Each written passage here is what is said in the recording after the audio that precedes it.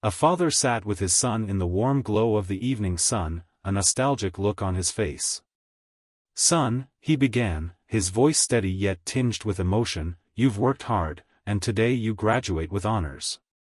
To mark this achievement, I want to give you something special." From his pocket, he pulled out an old key and handed it to his son. The son looked at him, puzzled. "This," the father continued, pointing to the garage, "is the key to a Volkswagen Beetle I bought over 50 years ago. It's been sitting there, waiting for this day." The son followed his father to the garage, his curiosity piqued. As the doors creaked open, he saw the car, a dusty, aging vehicle that had clearly seen better days. "Before I hand it over to you," the father said, "I want you to do something. Take this car to the dealership downtown and ask them how much they'll offer for it." The son, though skeptical, nodded and took the key. With a mix of apprehension and excitement, he set out to see what the car was worth. At the dealership, the son parked the car in front of a sleek showroom filled with shiny, modern vehicles. The contrast was stark. A salesman approached, raising an eyebrow at the Beetle. "What are you looking to do with this old thing?" he asked, smirking slightly. "I'm just curious about its value," the son replied. After a brief inspection, the salesman shrugged. "We could offer you $10,000 for it, tops. It's pretty used up and doesn't hold much appeal." Disheartened, the son returned home to share the news with his father.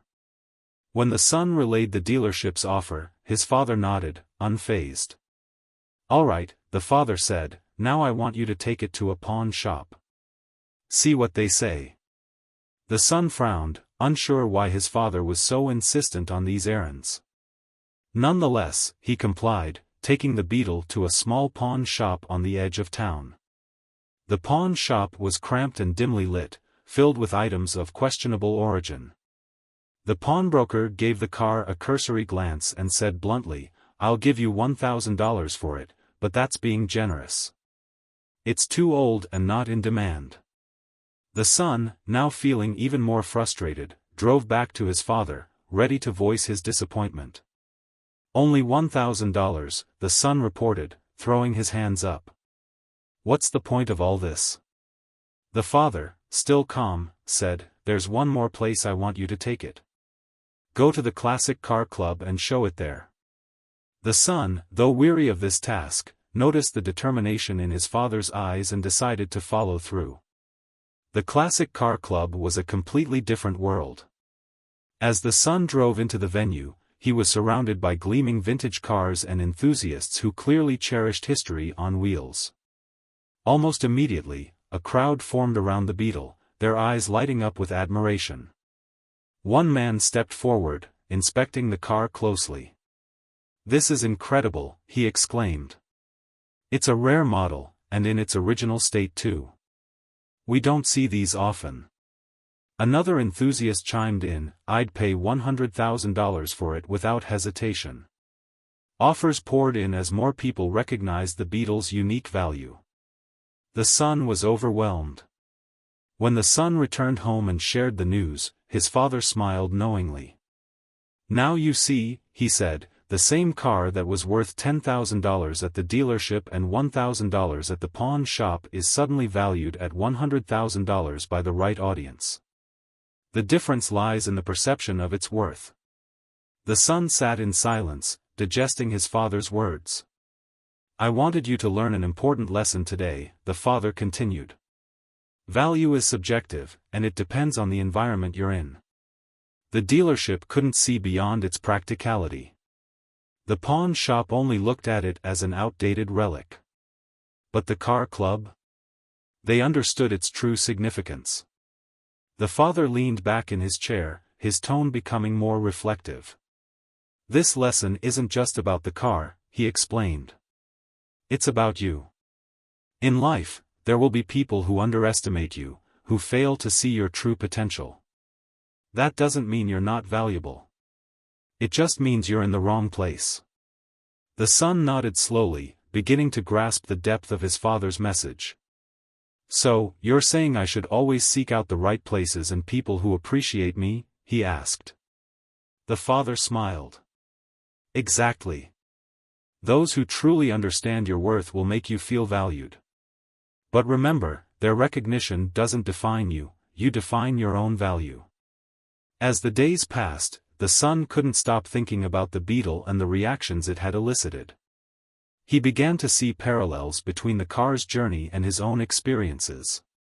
He recalled moments when he'd felt undervalued, times when his efforts went unnoticed, and how different it felt when someone genuinely appreciated his abilities. One evening, the father and son sat together, reminiscing about their lives. You know, the father said, when I bought that car, people thought I was foolish for spending my money on something so modest. But I saw potential in it, just as I see potential in you.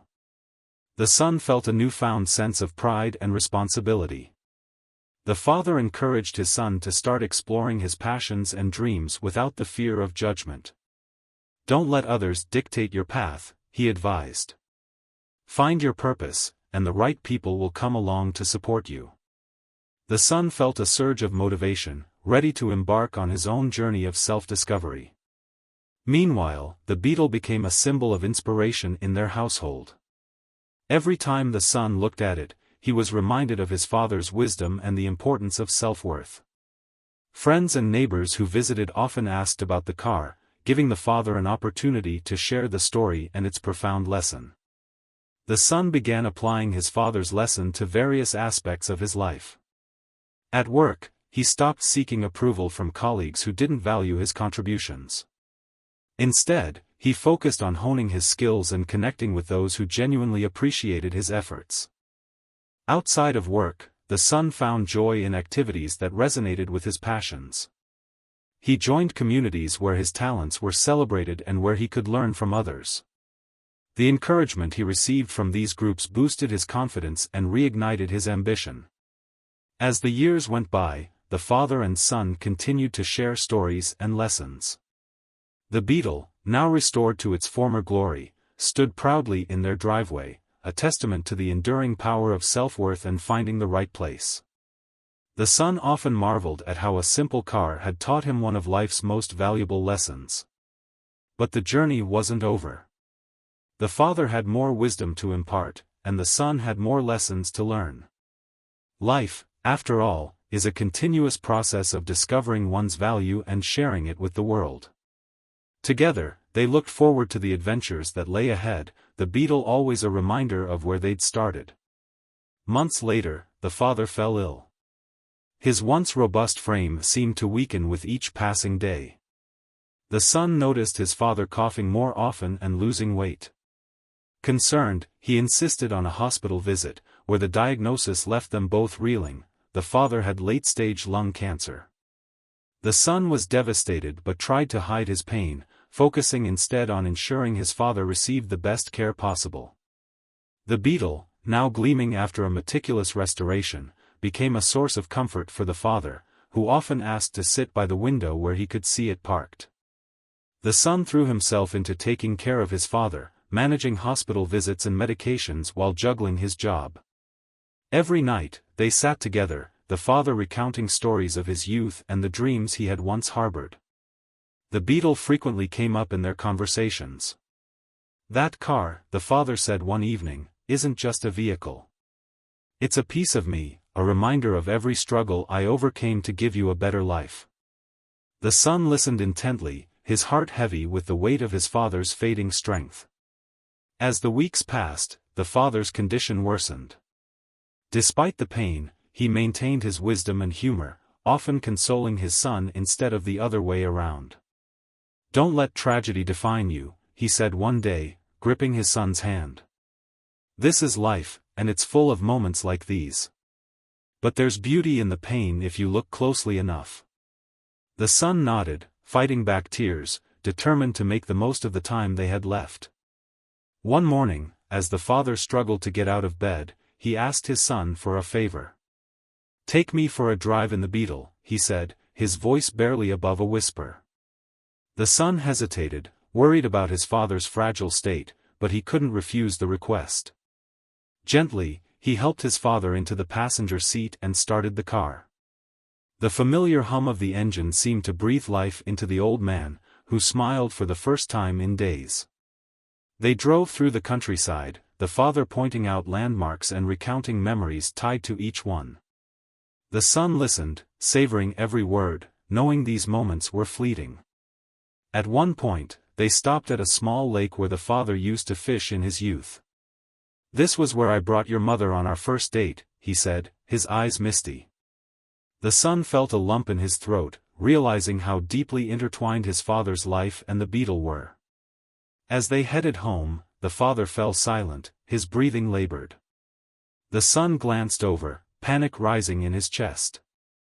"Dad, are you okay?" he asked, pulling over to the side of the road. The father managed a faint smile. "I'm fine," he whispered. "Just tired." The son quickly drove them back to the house, vowing to never take his father's health for granted again. That night, as his father slept, the son stayed awake, thinking about all the lessons he had learned and the legacy his father was leaving behind. The next day, the son decided to share the story of the beetle and its significance with the local community. He organized a small gathering at the Classic Car Club, inviting enthusiasts and friends who had known his father. The event was a resounding success, with attendees marveling at the car and sharing their own stories of family and perseverance.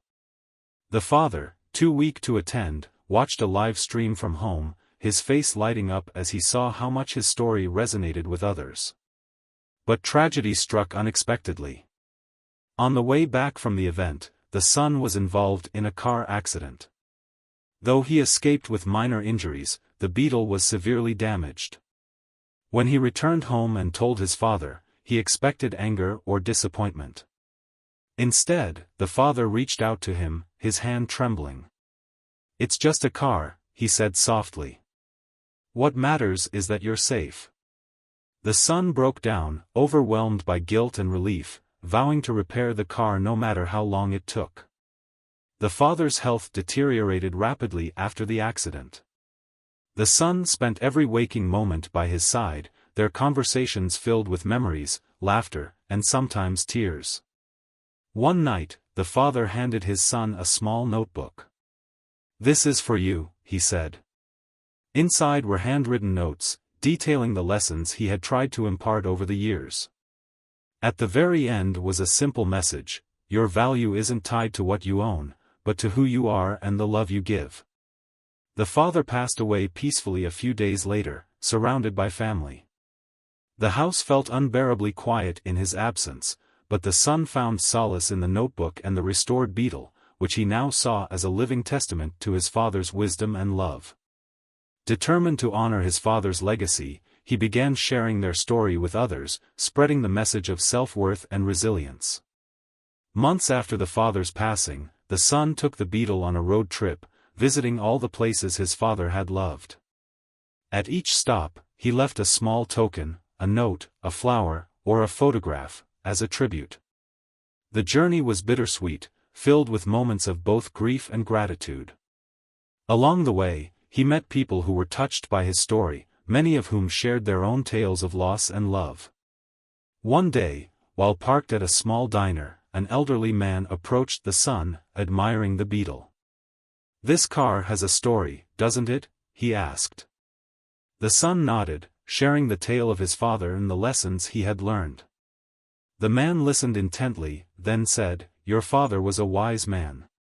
You're lucky to have had someone who saw your worth so clearly." The son felt a deep sense of pride and connection, knowing his father's legacy lived on through these moments. The son eventually began writing a book about his father, the beetle, and the life lessons they had shared. As he wrote, he found himself healing, the process allowing him to reflect on their bond and the strength it had given him. The book, titled The Value of a Beetle, became a heartfelt tribute to his father's wisdom and an inspiration to others. As the book gained popularity, the son was invited to speak at events and schools, sharing his father's philosophy with a wider audience. Each time he spoke, he brought the beetle with him, its presence a powerful visual reminder of the story's message. People were moved by the tale, many leaving the events with a renewed sense of their own worth. But not everyone appreciated the son's efforts. A group of critics accused him of exploiting his father's memory for personal gain. The son was deeply hurt by the accusations but remembered his father's words, "Don't stay in places where they don't recognize your value." He chose to focus on those who found meaning in his work, refusing to let negativity overshadow his mission. The son also faced financial struggles, as the cost of repairing and maintaining the Beetle had drained his savings. Yet, he couldn't bring himself to sell the car, even when offers poured in from collectors. "This car isn't for sale," he would say firmly. "It's part of who I am." His unwavering resolve inspired many, earning him respect and admiration. Despite the challenges, the son found joy in the simple act of driving the Beetle, feeling his father's presence in every turn of the wheel. He began hosting annual events at the Classic Car Club, where people gathered to celebrate their own stories of resilience and self-worth. The gatherings became a cherished tradition, drawing attendees from all walks of life. Years later, the son found an old cassette tape in the Beetle's glove compartment. Playing it, he heard his father's voice, recorded decades ago. "To whoever finds this," the tape began, "remember that every journey, no matter how bumpy, is worth taking if you know your destination." The son wept as he listened, the words a final gift from his father. The discovery of the tape reinvigorated the son's efforts to share his father's message. He created a foundation in his father's name, dedicated to helping people find their purpose and value. The foundation funded scholarships, community programs, and workshops, impacting countless lives. The son, now an older man himself, often sat by the Beetle, reflecting on his journey. Though tragedy had marked his path, it had also shaped him into someone his father would be proud of. And as he turned the key in the Beetle's ignition, he felt his father's spirit beside him, guiding him forward, always. Years passed, and the son, now in his late 40s, became a father himself. He named his daughter after his late mother, wanting to preserve the memory of the family's legacy. One rainy afternoon, he sat her in the passenger seat of the Beetle, just as his father had done with him. As they drove through the city, he shared the story of the car and the lessons it carried. His daughter listened with wide-eyed wonder, clutching her father's hand. "Grandpa must have been amazing," she whispered. The son nodded, tears welling up as he whispered, "He truly was." But tragedy struck when his daughter, only 8 years old, was diagnosed with a rare heart condition. The news shattered the son's world, dredging up the pain of losing his father and reigniting his fear of losing those he loved most. He spent countless nights by her hospital bed, holding her small hand and telling her stories of resilience and hope. The Beetle became her favorite subject, and she often asked to hear about its adventures. One day, she said weakly, "I'll drive it too." The son forced a smile, praying with every fiber of his being that her words would come true. Medical bills began piling up, and the son found himself at a crossroads. Though he had sworn never to sell the Beetle, he realized it might be the only way to afford the treatment his daughter desperately needed. One evening, he sat in the garage, staring at the car as memories flooded back. He heard his father's voice in his mind, reminding him that value wasn't tied to possessions but to love and sacrifice.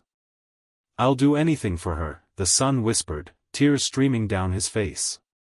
The next morning, he listed the Beetle for auction, setting a reserve price that would cover the medical expenses. The decision felt like a betrayal of his father's legacy, but he reminded himself that his father would have done the same for him. Offers poured in, some exceeding his expectations. Yet, as the final bid closed at $200,000, the son felt no relief, only an aching emptiness.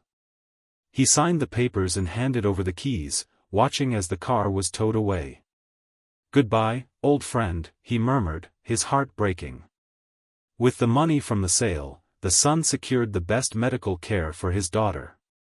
The treatments were grueling, but she showed remarkable strength, her spirit unyielding. Each time she endured a difficult procedure, she would ask, "Did Grandpa's car help me today?" And each time, the son would reply, "Yes, sweetheart." Grandpa's car is making you stronger. The connection to the Beetle became her source of hope, even though it was no longer theirs.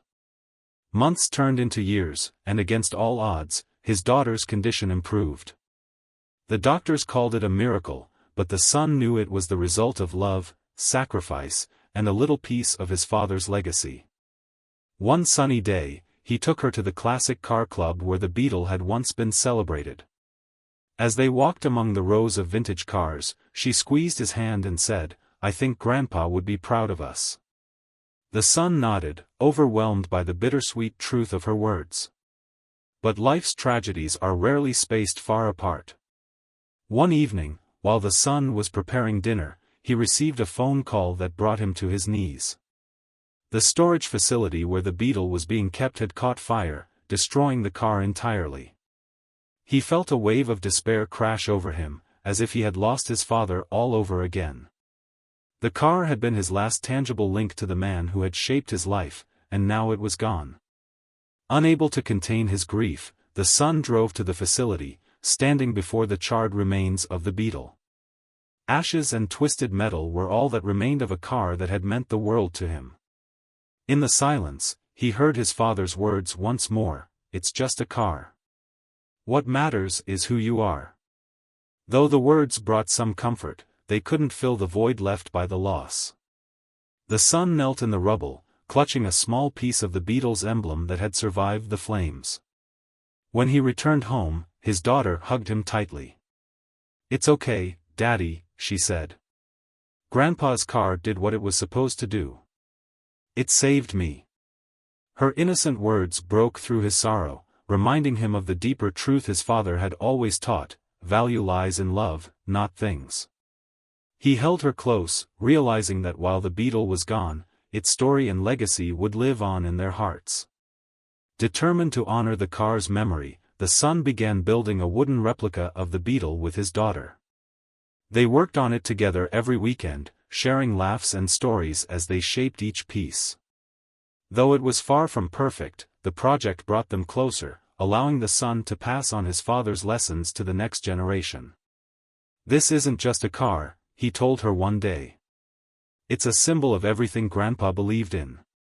Years later, the replica stood proudly in their yard, painted in the same color as the original Beetle. It became a neighborhood attraction, drawing visitors who were curious about its story.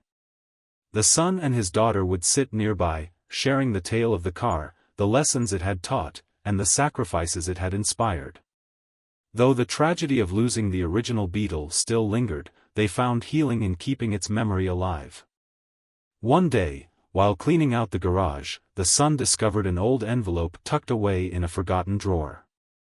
Inside was a handwritten letter from his father, dated years before his passing.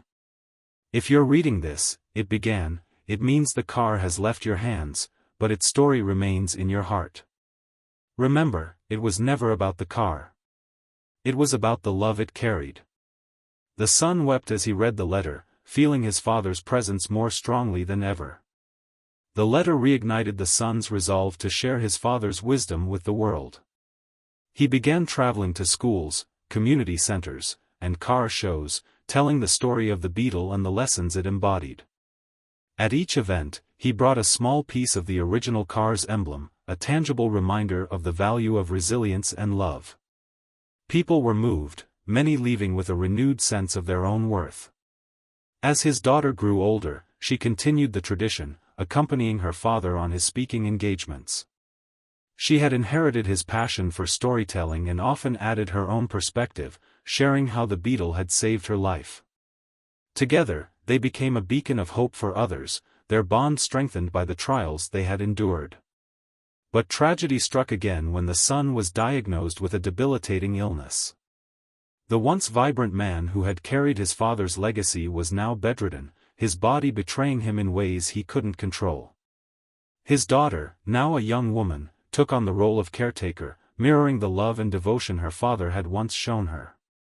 One evening, as she sat by his bedside, he handed her the piece of the Beetle's emblem. "This is yours now," he said weakly. "Keep it safe, and keep telling the story. It's not about me, or Grandpa, or even the car. It's about the love that connects us all." She nodded, tears streaming down her face, promising to honor his wishes. The son passed away a few weeks later, leaving behind a legacy that would endure for generations. At his memorial, his daughter shared the story of the Beetle with a crowd of friends, family, and strangers who had been touched by his journey. The wooden replica stood nearby, a testament to the love and resilience that had defined their lives. Years later, the daughter continued her father's work, traveling the world and sharing the lessons she had learned. She kept the piece of the Beetle's emblem with her always, a small but powerful reminder of the values her family had instilled in her. One day, while visiting a classic car show, she stumbled upon a car that looked remarkably like the original Beetle. The owner, an elderly man, told her he had restored it after purchasing it at an auction. When she explained its significance, he was deeply moved and offered to let her drive it. As she sat behind the wheel, she felt her father and grandfather's spirits beside her, guiding her forward. Though life had dealt her many tragedies, the daughter found strength in the lessons her family had passed down. And as she drove the Beetle through the city, she knew that the story was far from over, because love, like the car's enduring legacy, never truly ends. Driving the restored Beetle felt surreal to her. It was as if she was cradling a piece of her family's soul. The streets blurred with memories, her father teaching her the values of resilience, her grandfather's wise words echoing in her heart. But with every mile, she was reminded that life didn't allow for pauses. As much as she cherished this fleeting connection to her family's legacy, her purpose now was to move forward, to honor the sacrifices made by those who came before her. Tears streamed down her face, a mix of sorrow, gratitude, and newfound resolve. That evening, she sat by the window of her small apartment, staring at the piece of the Beetle's emblem she still carried. The city lights flickered in the distance, a reminder of life's constant motion. Her phone buzzed, a message from a struggling single mother she had met during one of her motivational talks. The woman shared how the Beetle's story had inspired her to leave an abusive relationship and start a new life. The daughter realized that the legacy of the Beetle wasn't just hers, it was a beacon of hope for many. Encouraged by the impact of her family's story, she decided to take a bold step. She launched an initiative called the Value Project, a program aimed at helping people recognize their worth. Using the Beetle's journey as a metaphor, she hosted workshops, spoke at schools, and partnered with organizations to empower those who felt undervalued. Each session ended with her holding up the emblem, telling attendees, "This small piece reminds me every day that even in ashes, there's meaning." Her words often brought tears to those who listened. But as her work gained momentum, tragedy struck once more. A trusted team member betrayed her, stealing funds from the initiative and leaving her organization in financial ruin. The betrayal cut deeply, not just because of the money, but because it mirrored the pain of losing trust in someone she considered family. For days, she questioned her ability to continue. "Maybe I'm not strong enough," she whispered into the quiet of her apartment.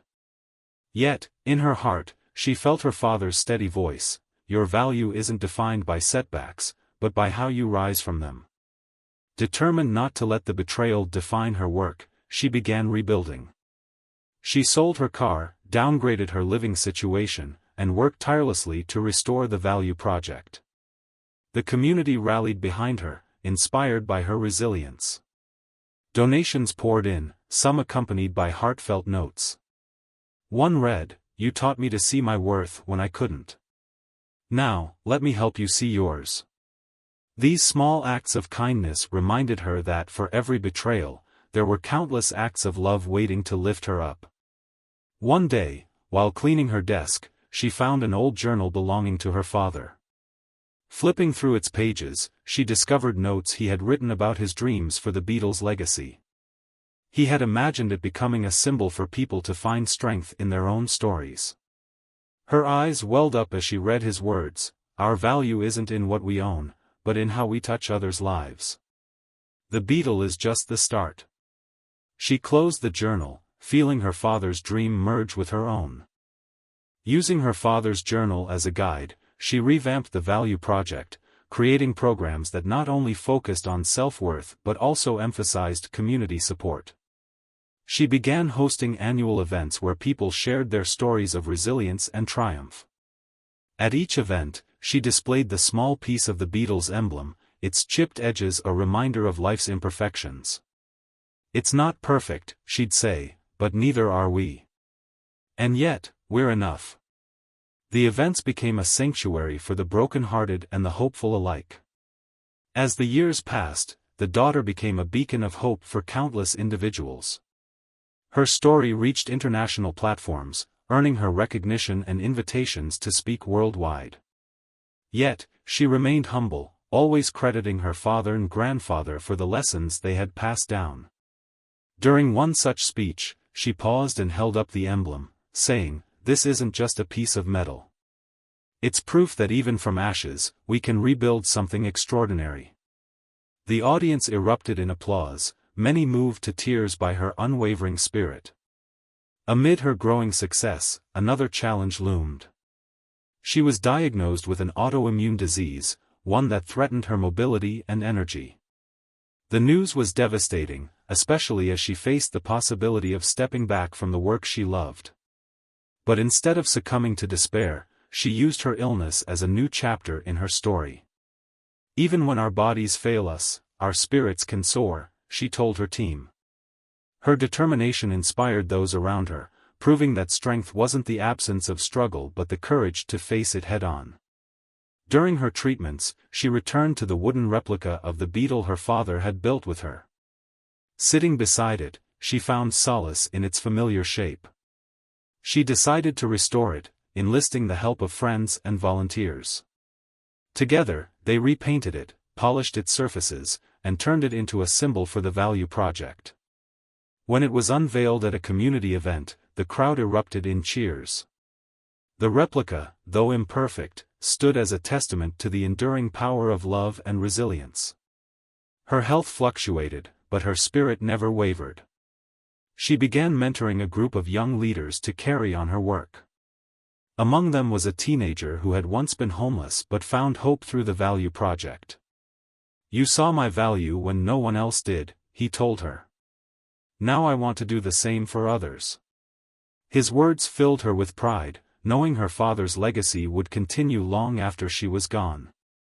One day, she received an unexpected message from the man who had restored the original Beetle. He had seen her story in the news and wanted to return the car to her, free of charge. When it arrived, she stood in awe, running her hands over its familiar curves. Though the car had changed hands many times, it still felt like a piece of her family had come home. She decided to keep it as a centerpiece for the Value Project's events. Driving the Beetle again was an emotional experience. She took it to schools, shelters, and hospitals, letting others sit behind the wheel and feel its history. "This car isn't just metal and paint," she'd tell them. "It's proof that no matter how far we fall, we can rise again." People who sat in the Beetle often left with a renewed sense of purpose, their spirits lifted by its story. Her illness progressed, and the time came when she could no longer travel. Yet, even from her home, she continued to inspire others. She wrote a memoir, detailing the journey of the Beetle and the lessons it had taught her. The book became a bestseller, its message resonating with people from all walks of life. Proceeds from the book funded the Value Project, ensuring its work would continue. On her final birthday, surrounded by friends, family, and supporters, she sat in the Beetle one last time. As her daughter, now grown, held her hand, she whispered, "This car carried more than just people. It carried love, hope, and a legacy that will never fade." Her words hung in the air, a powerful reminder of the resilience that defined her life. When she passed away, the world mourned her loss, but her legacy endured. The Beetle became a symbol for the Value Project, displayed in a museum dedicated to her work. Visitors from around the world came to see it, leaving with a deeper understanding of their own worth. Her daughter took up the mantle, leading the Value Project with the same passion and determination. She often shared her mother's story, reminding others that even in the face of tragedy, there is always room for hope. "We are all like this beetle," she'd say. "Weathered, but never without value." The Value Project expanded globally, touching millions of lives. Its programs empowered individuals to rebuild their lives, find their worth, and inspire others. The daughter's vision had become a movement, one that transcended borders and generations. Though tragedy had shaped much of her family's story, it was resilience that defined their legacy. The Beetle, once a simple car, had become a symbol of hope for a world in need. Its journey mirrored the lives it touched, marked by struggle, but filled with purpose. And so, the story continued, not in the pages of a book or the lines of a speech, but in the lives of those who found their strength through its message. For as long as the Beetle stood, so too did the legacy of love, resilience, and the unshakable belief in one's value. Years after her passing, the daughter continued her mother's work, facing challenges that tested her more than she ever thought possible. As she took the reins of the Value Project, she found herself fighting against not only the struggle of running an organization but also an insidious, unseen enemy, racism. People of color often had their worth dismissed, their achievements downplayed, and their dreams questioned. The daughter knew all too well what it was like to be underestimated, to be seen as less than, and she became determined to amplify the voices of those who were overlooked by society. One afternoon, while speaking at a conference about the impact of the Value Project, a prominent philanthropist challenged her, suggesting that the struggles of minorities were simply a matter of a mindset and that people could rise above their circumstances if they worked harder. His words cut deep, evoking memories of all the times she had been told the same thing, not by well-meaning strangers, but by people who held power over her future. She spoke passionately in response, using the Beetle's story as an example. "We are not here to change who we are to fit into someone else's idea of success. We are here to define our own worth." Her message struck a chord with many, but some of the attendees were unsympathetic, dismissing her as angry or emotional. These dismissals were not new to her, but they stung even more now, when the work of the Value Project was thriving and the message of self-worth was gaining traction. As she left the stage, she overheard a conversation among some of the event organizers. "She's just upset because her project didn't get the recognition it deserves," one said. The daughter clenched her fists, refusing to let their ignorance diminish the value of her work. Using her father's journal as a guide, she revamped the Value Project, creating programs that not only focused on self-worth but also emphasized community support. She began hosting annual events where people shared their stories of resilience and triumph.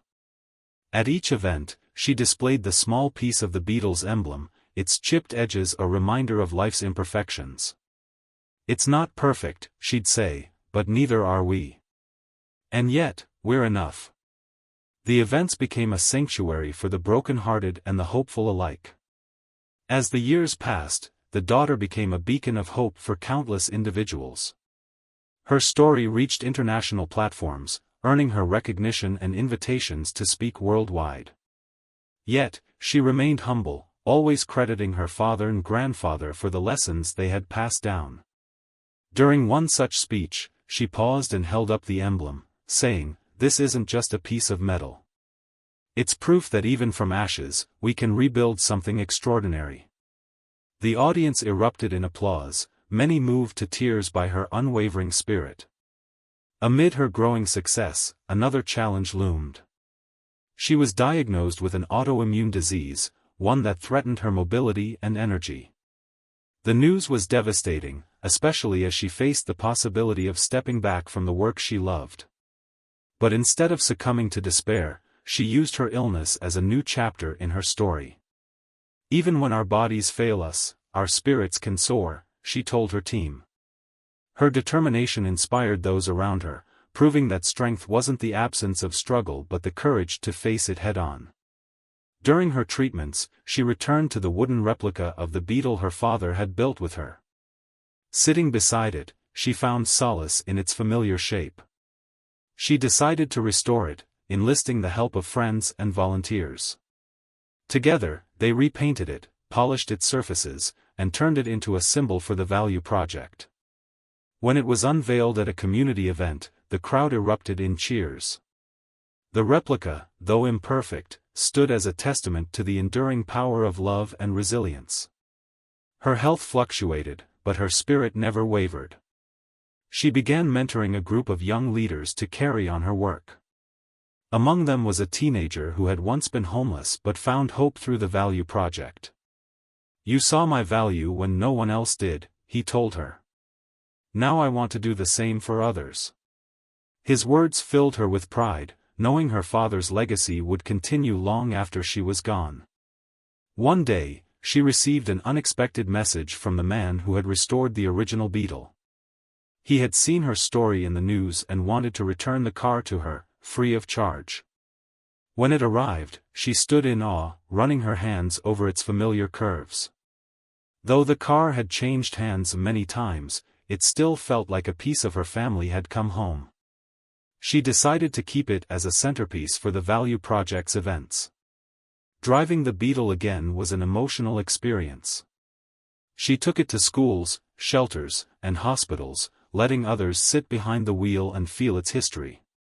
"This car isn't just metal and paint," she'd tell them. "It's proof that no matter how far we fall, we can rise again." People who sat in the Beetle often left with a renewed sense of purpose, their spirits lifted by its story. Her illness progressed, and the time came when she could no longer travel. Yet, even from her home, she continued to inspire others. She wrote a memoir, detailing the journey of the Beetle and the lessons it had taught her. The book became a bestseller, its message resonating with people from all walks of life. Proceeds from the book funded the Value Project, ensuring its work would continue. On her final birthday, surrounded by friends, family, and supporters, she sat in the Beetle one last time. As her daughter, now grown, held her hand, she whispered, "This car carried more than just people. It carried love, hope, and a legacy that will never fade." Her words hung in the air, a powerful reminder of the resilience that defined her life. When she passed away, the world mourned her loss, but her legacy endured. The Beetle became a symbol for the Value Project, displayed in a museum dedicated to her work. Visitors from around the world came to see it, leaving with a deeper understanding of their own worth. Her daughter took up the mantle, leading the Value Project with the same passion and determination. She often shared her mother's story, reminding others that even in the face of tragedy, there is always room for hope. "We are all like this Beetle," she'd say. "Weathered, but never without value." The Value Project expanded globally, touching millions of lives. Its programs empowered individuals to rebuild their lives, find their worth, and inspire others. The daughter's vision had become a movement, one that transcended borders and generations. Though tragedy had shaped much of her family's story, it was resilience that defined their legacy. The Beetle, once a simple car, had become a symbol of hope for a world in need. Its journey mirrored the lives it touched, marked by struggle, but filled with purpose. And so, the story continued, not in the pages of a book or the lines of a speech, but in the lives of those who found their strength through its message. For as long as the Beetle stood, so too did the legacy of love, resilience, and the unshakable belief in one's value. Years after her passing, the daughter continued her mother's work, facing challenges that tested her more than she ever thought possible. As she took the reins of the Value Project, she found herself fighting against not only the struggle of running an organization but also an insidious, unseen enemy, racism. People of color often had their worth dismissed, their achievements downplayed, and their dreams questioned. The daughter knew all too well what it was like to be underestimated, to be seen as less than, and she became determined to amplify the voices of those who were overlooked by society. One afternoon, while speaking at a conference about the impact of the Value Project, a prominent philanthropist challenged her, suggesting that the struggles of minorities were simply a matter of a mindset and that people could rise above their circumstances if they worked harder. His words cut deep, evoking memories of all the times she had been told the same thing, not by well-meaning strangers, but by people who held power over her future. She spoke passionately in response, using the Beatles story as an example. We are not here to change who we are to fit into someone else's idea of success. We are here to define our own worth. Her message struck a chord with many, but some of the attendees were unsympathetic, dismissing her as angry or emotional. These dismissals were not new to her, but they stung even more now, when the work of the Value Project was thriving and the message of self-worth was gaining traction. As she left the stage, she overheard a conversation among some of the event organizers. "She's just upset because her project didn't get the recognition it deserves," one said. The daughter clenched her fists, refusing to let their ignorance diminish the value of her work. Despite the opposition, she pressed on. The Value Project had grown into a global network, but it was still fighting the fight against systemic racism. Many of the people who found their voices through her organization were from marginalized communities, and they often faced backlash when they dared to stand up for their worth. One day, a young man named Tyrone, a former student of the project, called her in tears. He had just been turned down for a job that he was more than qualified for, only to find out that the hiring manager had told his friend, "I don't think we need more people like him here." The daughter's heart broke for Tyrone. She knew that the path to success for him would be a constant uphill battle, one that would require more strength than any person should have to summon. She counseled him, "Don't let this world define your worth. Your value is not in their approval. It's in who you are, who you've always been, and who you will become." Tyrone, a young black man, had faced subtle and overt forms of racism throughout his life, but he now had the tools to navigate it. The message of the Value Project, especially in the face of such adversity, had given him a sense of agency. Over time, the project began to receive letters from people who shared similar experiences of racism. One woman wrote about how she had worked tirelessly to build a career in a predominantly white industry, only to be passed over for promotions in favor of less qualified candidates. Another shared how her academic achievements were overlooked because of the color of her skin. "How do we fight this?" they asked. "How do we make them see us for who we really are?" The daughter, still holding on to her family's legacy, responded, "We fight by showing up. We fight by demanding our space." The project, originally intended to foster a sense of self-worth, had now become a movement for social justice. The daughter knew that for so many, their worth had always been in question, dismissed by society's entrenched prejudices. She worked with advocacy groups, speaking out against systemic racism while still uplifting the voices of those who were targeted. The Beetle became not just a symbol of resilience, but also one of resistance, a reminder that even in a world that tried to diminish them, people could rise. Despite the growing support from those who believed in the Value Project, the daughter faced threats. Hate mail poured in, and anonymous calls were made to the organization, demanding she stop promoting division or identity politics. Each message was a reminder of the prejudice and ignorance that still thrived in the shadows of society. It was exhausting, but every time she wanted to step back, she reminded herself of her mother's legacy, of her family's unwavering belief that value was inherent in every human being, regardless of their background. At a crucial point in the project's development, the daughter was invited to give a keynote speech at a national conference focused on racial justice. She knew that this would be the moment when her message would either be embraced or rejected on a much larger scale. She could feel the weight of the years of struggle, not just her own, but the collective pain of everyone who had ever been overlooked, underestimated, or discarded. Standing before the microphone, she began, "I stand here today not as a survivor, but as a voice for those who can't speak for themselves. I stand here for every person who has ever been told they aren't enough." Her words echoed through the room, her passion igniting a fire in the hearts of those who listened. But there were those in the audience who couldn't or wouldn't see beyond their own biases.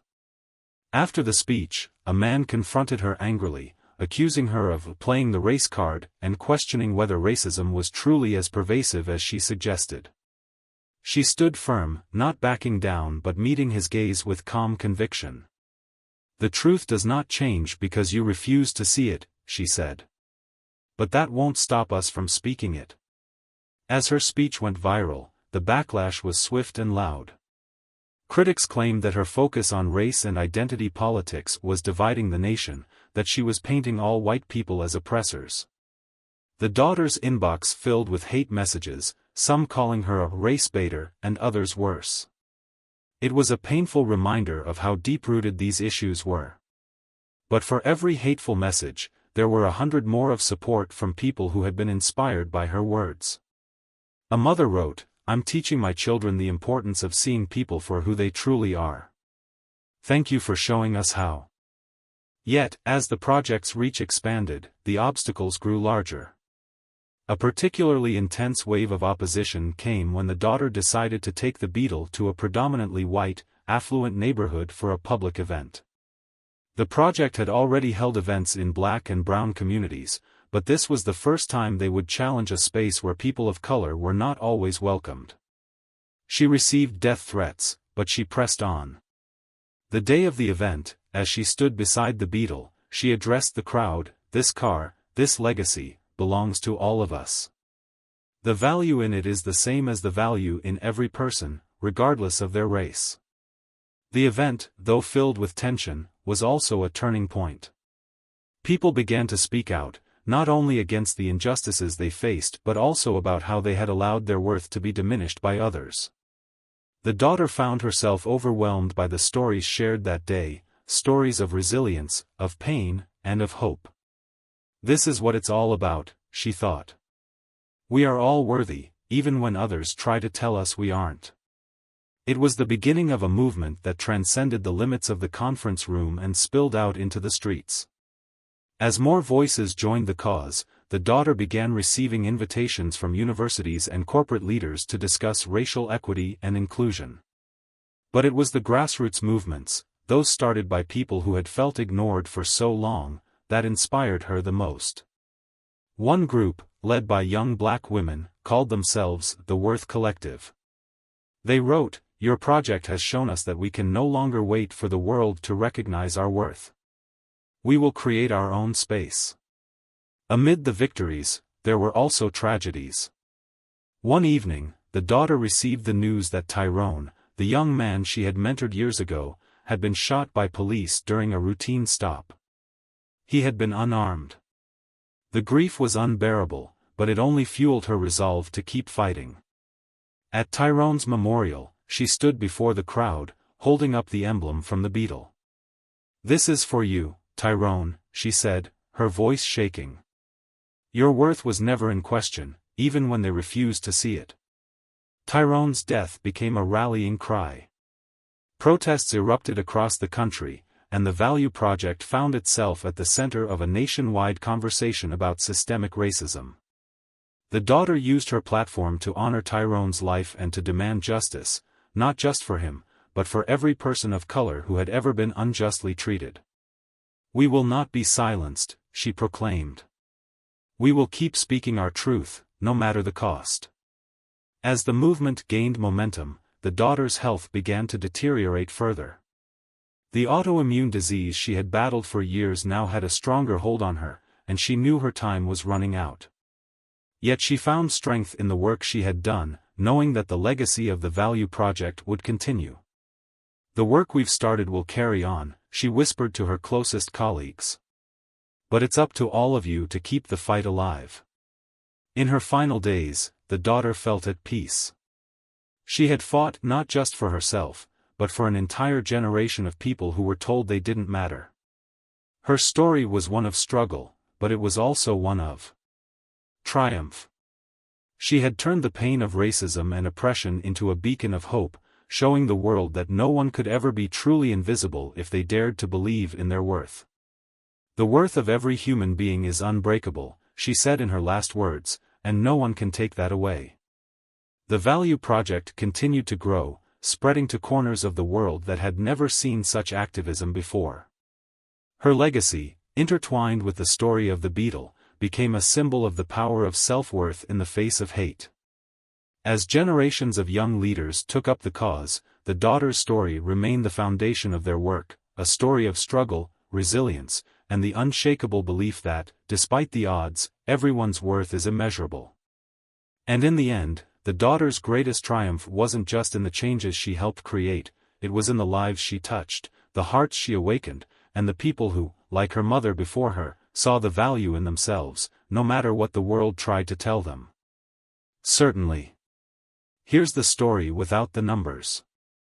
The aftermath of Tyrone's tragic death left an indelible mark on the world, sparking nationwide protests and increasing calls for justice. The daughter's leadership within the Value Project became a beacon of hope, but the shadow of loss never truly lifted. Yet, it was during this time of mourning that she began to reflect on the greater purpose of her mother's teachings, especially the story of the Volkswagen Beetle. It had always symbolized resilience, but now, it represented something much more profound. The car, like the people we serve, is not defined by its past, she would often say. Its true worth lies in the potential of its future. The daughter became increasingly aware of the parallels between her own fight for justice and the struggle of the Beetle. Just as the car had been dismissed by those who didn't understand its value, so too had people of color been overlooked, devalued, and underestimated by society. Yet, when placed in the right hands, the Beetle was a rare treasure, just as every individual had an untold worth when given the space to shine. Her story was no longer just about fighting back, it was about helping others realize that, like the Beetle, they too could be seen for their value. In the months following Tyrone's death, the Value Project's efforts became more focused. The daughter began organizing national workshops that emphasized the importance of self-worth in marginalized communities. Using the Beetle as a central metaphor, she began speaking not only about systemic racism but also about how individuals, especially those from oppressed backgrounds, could rise above the narrative society had placed on them. She wanted every person to understand that their worth wasn't determined by the opinions of others but by the belief in themselves. Just like this car, your value is priceless when appreciated in the right context, she told them. At one such workshop, a young woman named Elisa approached the daughter, her eyes filled with both gratitude and uncertainty. Elisa had been raised in a predominantly white town, where she had often been the target of subtle racism. She had internalized much of this prejudice, doubting her own abilities and worth. But after hearing the daughter's message, she was determined to change her life. How do I begin to see myself the way you see me?